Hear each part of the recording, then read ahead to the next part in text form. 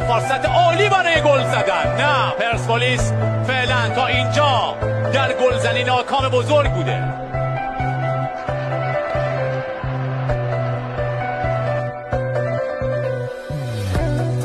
شاه امیری یه پنالتی میگیره یا نه؟ گرفت. چقدرم خوب از پس این کار بر اومده.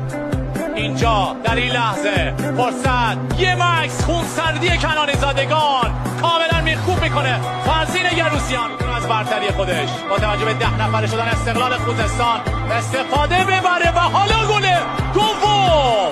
گل دوم. آیا این پایان مسابقه است؟